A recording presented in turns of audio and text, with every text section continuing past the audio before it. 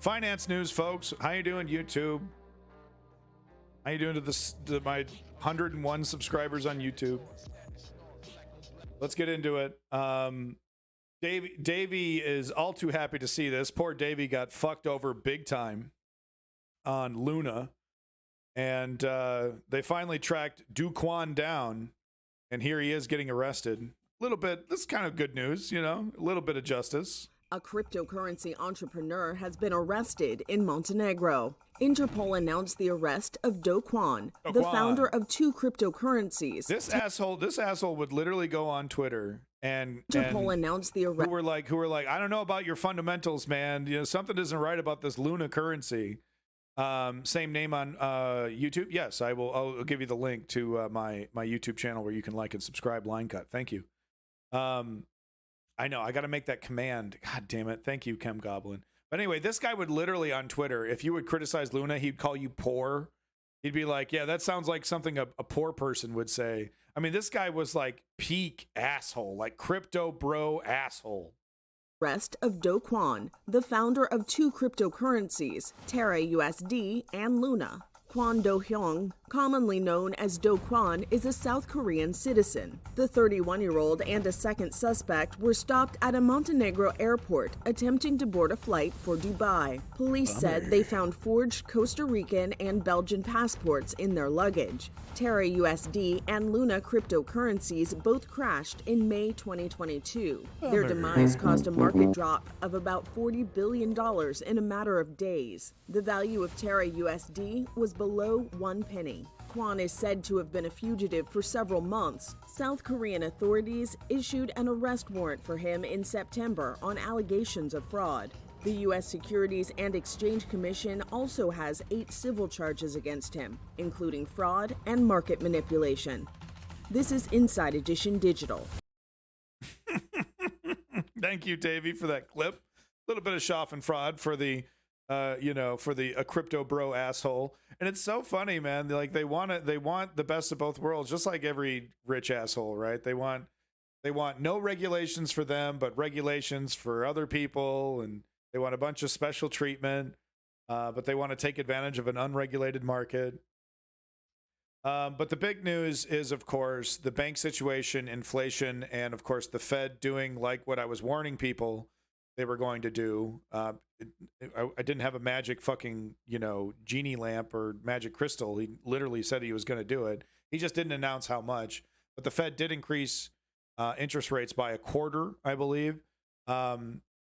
According to, it was actually Elizabeth Warren calling out the Fed on this one. I think it was Janet Yellen getting called out on that. But no, it wasn't Janet Yellen.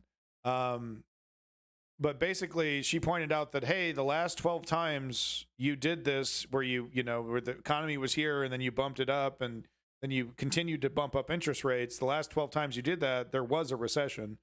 And I think it was the Fed chairman, actually. He acknowledged, yeah, that's reality. So it's very likely that we will be hitting some kind of recession. And it's very likely that the Fed wants a recession because we can't go after profits. We can't go after corporations. We can't go after the billionaires. We can't raise taxes. The only solution is to harm the middle class, shrink the middle class, lower those wages, reduce the amount of jobs, hurt the economy so that the profiteering and exploitation can continue unabated. Stocks are down dramatically today. There's a lot of nervousness. Is this guy more stoned than I am? So banking stocks are down dramatically today. There's a lot of nervousness in the market, and one stock that's down the most, that's Deutsche Bank. There's been nervousness ever since the Swiss government decided to merge Credit Suisse onto UBS in a mega rescue. Investors are now apparently asking whether Deutsche Bank could be such a bank. But what are the fundamental differences between Deutsche Bank and Credit Suisse? Well, first of all, there was a massive deposit outflow at Credit Suisse that started last fall. We have no indication that anything like that is happening in Deutsche Bank. There's other differences as well. Deutsche Bank has long put the scandals of the past behind it, most of them. There's still little ones, but nothing comparable to what was going on in Credit Suisse before it needed the rescue. Autonomous Research has put out a note asking the same question, and they say investors are a bit concerned about the very big derivatives book that Deutsche Bank has.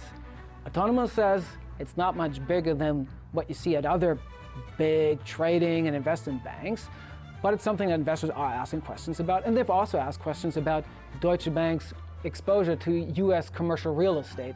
Again, Autonomous says that risk for Deutsche Bank is manageable. It seems like Credit Suisse is a different case, and so far we don't really see any reason why Deutsche Bank should see any contagion, except, of course, for the psychological factor. There's a lot of nervousness, as I said. People are concerned about the risk of contagion, and that concern itself can trigger can set off a self-fulfilling prophecy. Deutsche Bank right now is in the focus of that, and we'll have to see how it develops. So, critic? Interesting way to spell that. With the Joker icon. All kinds of trouble from this fella. He's saying depressions follow recessions. The 2008 bailout just kicked the can down the road. Will we do it again? Probably. I mean, the thing is that I would say the big difference between cricket. I see. Cricket. I would say the big difference between the depression of old and the financial disasters then. I mean, if you look back at history, the depression was exacerbated by sticking to strict capitalist fundamentals, which was basically don't bail institutions out, don't do quantitative easing, don't print money, don't do any of that. Like, let capitalism fix itself, and that exacerbated the depression, where they have all these new tools. They got these super smart algorithms. They got all these computers that stop trading when certain fuses are hit. I'm not saying it's like trust the market. I'm just saying they have mechanisms in place now to prevent the kind of collapse that we saw in the Great Depression. With that said, it's all a bunch of phony magic numbers. I'm not an expert though, right? I can't say this with 100% certainty, but these guys are crooks. I know that these guys are crooks. They're not to be trusted. Everything they do is for their own benefit, and they're also not geniuses. Eventually, all of their magic tricks that they have are not going to work, one reason or another. And we're going to have a serious thing. If you look at 2008, it was serious, but wasn't nearly as serious as it could have been had they not done the bailouts and rescues. Eventually, though, one of these institutions is going to be, there's just going to be too much money. There's just going to be too much fucking shadow money, dark money, too many skeletons in the closet. The government won't be able to bail them out.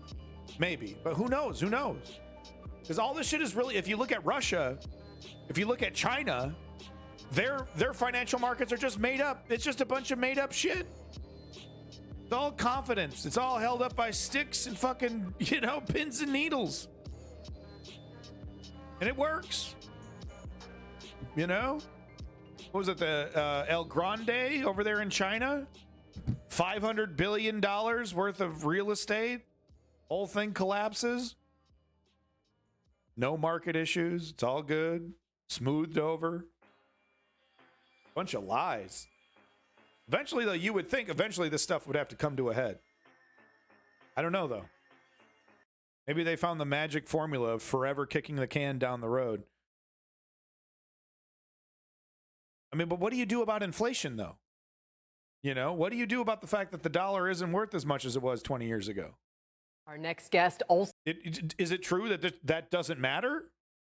And if that doesn't matter, that it's all just, okay. You know what I'm saying? So weighing in on the bank crises and the Fed saying the Fed's gone too far and helped trigger these problems. Let's bring in Ron Insana. He is CNBC senior analyst and commentator and co-CEO of Contrast Capital Partners. Ron, it's good to see you. You also. Obviously, you've been banging this drum for quite some time. About a year now. Yeah. But let's talk with some granularity about, to Stephen's point that he was just making, well, what about inflation? The UK inflation number, 10% this week and so forth. So for those who say, well, if they stop hiking here, they're just going to bail out Wall Street and hurt consumers, what's your response? Well, I'm not sure that's the case. I mean, the European inflation situation, particularly the UK, which is 10.4% annualized, or latest data, is higher than we have here. We've already fallen into the 5-6% region, down from 9%. Inflation's coming down. We're having goods disinflation. Interesting piece from Peter Orszag and Robin Brooks that was out this week. Peter being a former administration official on the economic side, saying that almost all of this inflation in the U.S. was pandemic and Ukraine Not related, with that attitude, and that Cricket. the Fed may well be going too far, which, as you know, is my view. Well, let's put it this way. Even if I mean, I think one reality that needs to be changed in capitalism is this idea that literally everything needs to be commodified. Because one thing that would fix the housing market is decommodifying a home, not allowing a home to be traded on the market, not allowing these oligarchs to buy literally hundreds of thousands of homes, buy up whole neighborhoods. BlackRock is a great example. The reality that we need to decommodify certain things for them to work properly, like certain things that we can't put on the market if we want society to function properly. And I think housing is definitely one of those. So yeah, if there was a big criticism of this and in terms of Cricket's nihilism there, we can't fix it.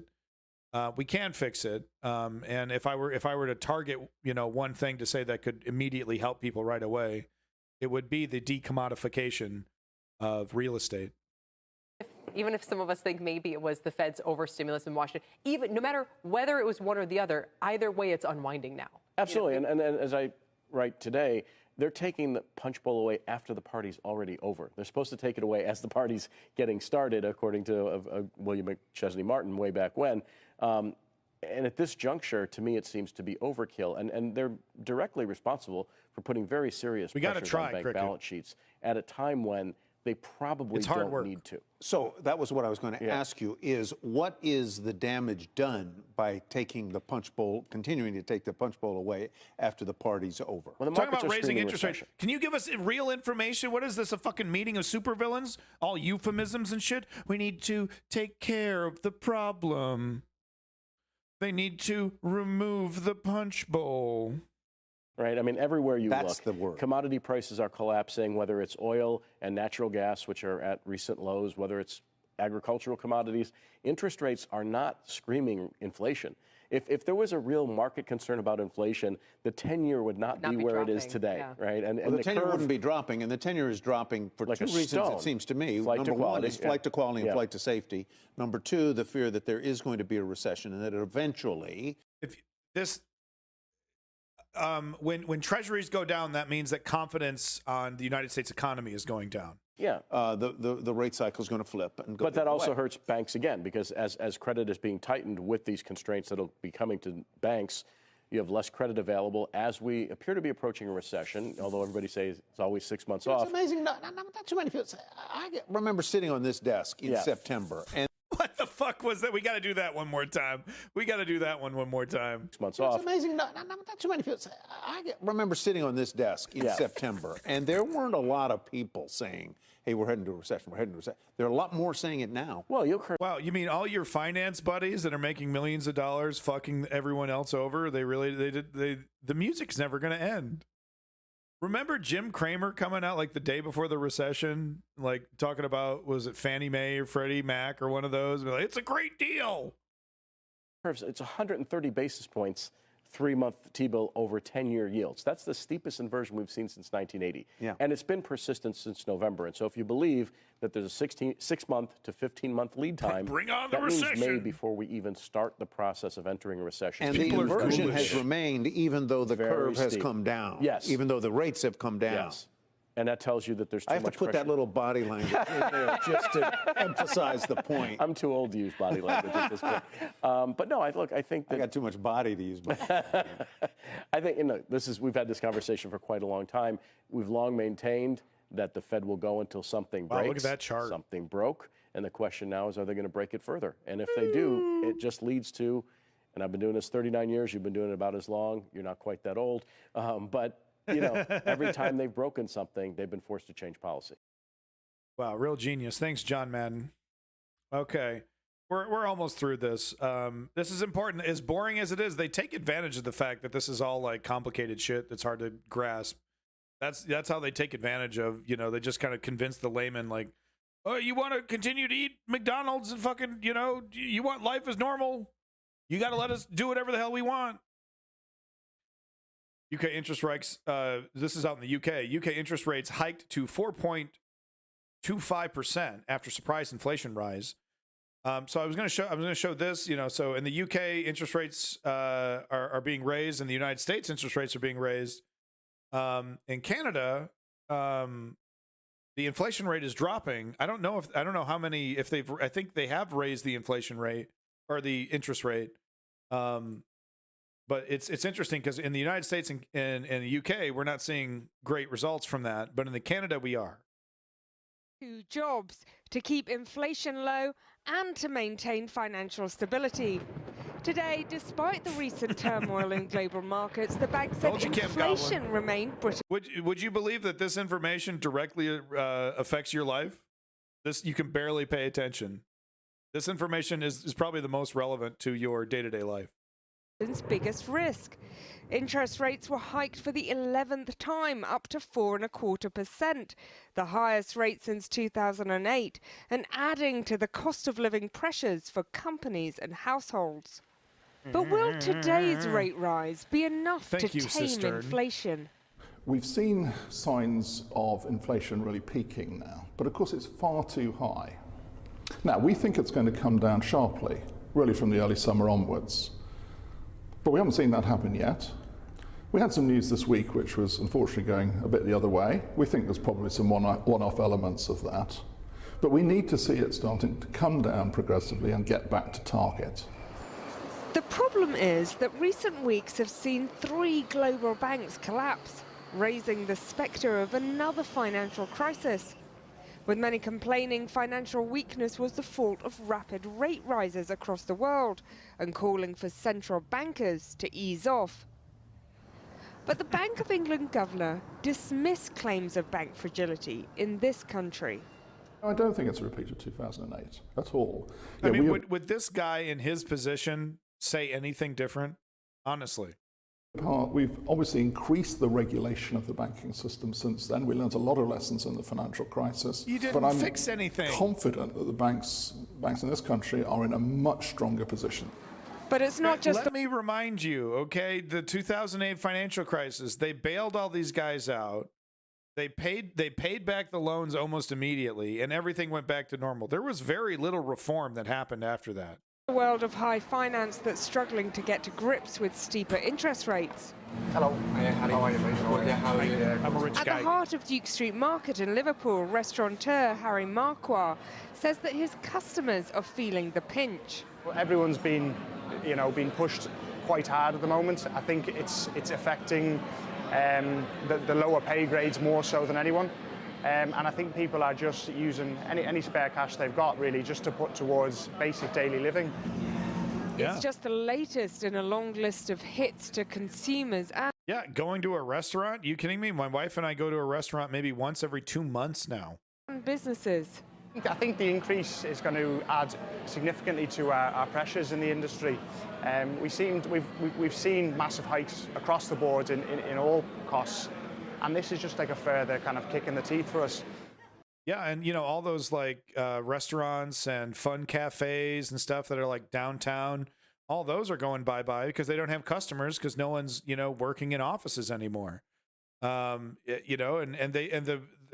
a lot of the time the prices are not going down to reflect the new real estate reality in some of these downtown city areas. They used to be really vibrant and people there 9 to 5 because people had to be there because of work, and that's not the case anymore. And yeah, Stern, massive corporate greed is taking us down. No doubt about it. I mean, that's the if we want the luxuries of capitalism, we also have to acknowledge that capitalism is a monster that feeds off exploitation. And if we want to mitigate the negative effects of capitalism, we have to accept its faults.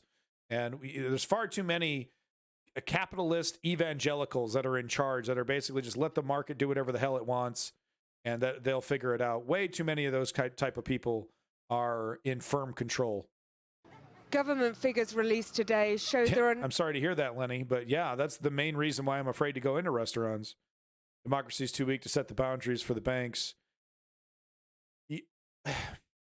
Yes, even though like in the United States and the UK, the democracy is strong enough to respect the will of the people, like what we saw with Brexit. Like if the people wanted to, they could change this. If the people wanted to, they could change this. They do have that power. Yeah, well, we can, JC Broth, we can have the best of both worlds. We could absolutely chain the beast of capitalism to benefit mankind while socializing the things that need to be socialized. We're basically already doing that, right? Certain things that need to be socialized are just like, are socialized out of necessity. Public school is a great example. Police, firemen, right? You don't have to, a policeman doesn't give you a bill when you call them up, boy, they'd love to though. But you know what I'm saying? Like, there's certain services in society where we've already decided socialism is the proper solution. So we already live in a hybridized capitalist socialist society, and we just need to acknowledge that, and we need to acknowledge the faults of capitalism. People, of course, need to rise up. Power to the people. Chuck D. Now 1.5 million more people living below the poverty line in working households compared with after the financial collapse of 2008, with these figures expected to get worse with the cost of living squeeze. There is also an increasing question mark over the impact of the 11 rate rises on homeowners, most of whom have been insulated by fixed-rate mortgages until now. We've been in a position now where wages haven't been keeping pace with inflation anyway. The convoy was not a unified protest movement. It was a smattering of extremists who decided to take their momentum and turn it into an effort to overthrow the government.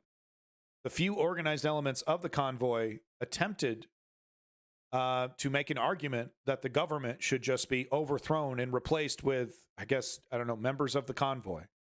It was half-assed, half-hearted, and quite frankly, it overstayed its welcome. So people have been forced to eat into savings or to run up debts. This is likely to make that worse. It's definitely going to be very difficult for people who are coming to remortgage.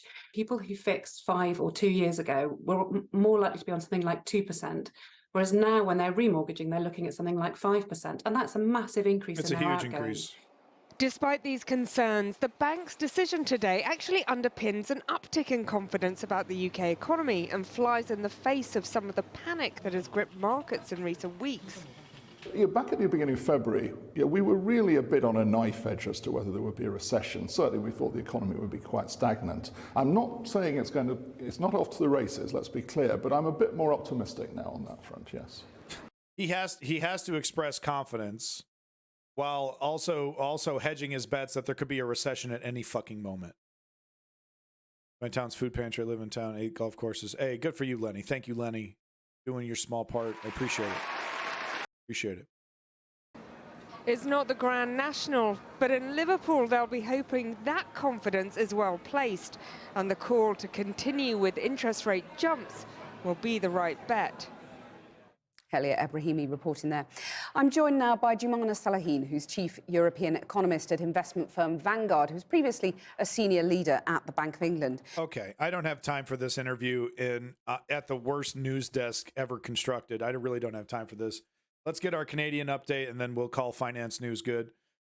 Canada's inflation rate drops to 5.2% in February. So this is interesting. We might be seeing in Canada, and we saw this in 2008 as well, Canada's economy, because of the banking regulations and other stricter regulations on our finance markets here in Canada, we saw, we saw less of an effect on the Canadian economy. There still was a massive effect in 2008, but we saw less. It took less of a hit, and the recovery happened a lot sooner in Canada. So maybe we're already seeing some of the confidence, right, that people have in the Canadian economy. We're seeing that reflected here.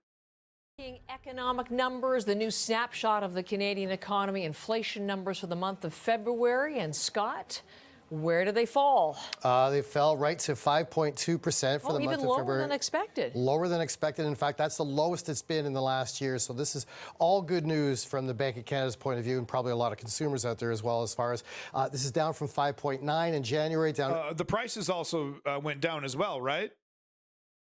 No. Oh, prices still way too high for food and gas and other essentials. Oh, okay. 8.1 back in June, so it's moving in the right direction after all those 8 rate hikes from the Bank of Canada. And digging into some of the... Abandon nihilism. One should abandon the cancer that is nihilism to try to find meaning in their life, and you can find meaning in your life by fighting back against the forces that would destroy you. That is the meaning of abandoned nihilism. These particular numbers, food remaining extremely high at 10.6%. This is the 7th month that it's been double digits as far as over 10%. But it is down from 11.4 the month before, but still extremely high.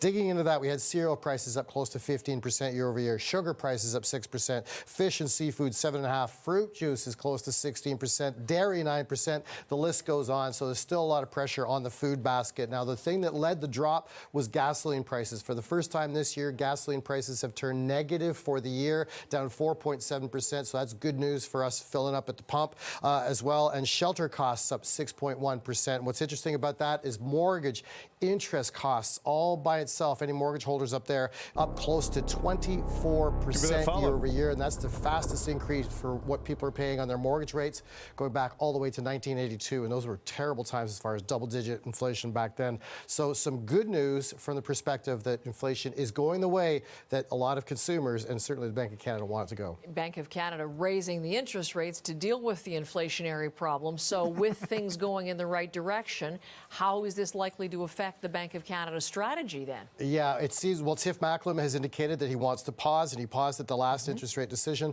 The next one's due is April 12th, so we're expecting maybe another pause unless something happens here. So this is playing in his narrative and exactly what he wants. And so in the meantime, we're looking at the rest of the markets, because on the other side of the equation, we got the U.S. Federal Reserve meeting tomorrow. They have not signaled they're going to pause at all. They're expected to hike their rate 1/4 point. So let's take a look at all the mechanisms out there reacting to this. We've got the price of oil up about $1 a barrel after being hit about 10% of the downside just last week, one of its worst weeks in the last few years. We have the Canadian dollar, pretty much no change, maybe a smidgen to the downside on this, on no pressure from the Bank of Canada to raise rates. And the rest of the markets, they are looking pretty green and pretty calm after a pretty tumultuous couple of weeks. We have the S&P, the Dow, and NASDAQ all firmly in positive territory. Thank you, Scott. Thanks, Scott. That's where they lose me.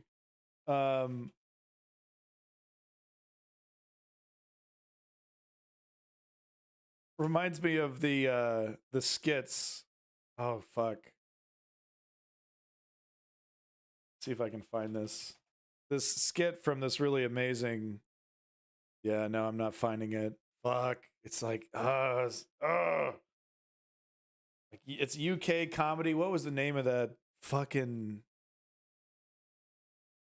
what is it? The day today, something like that.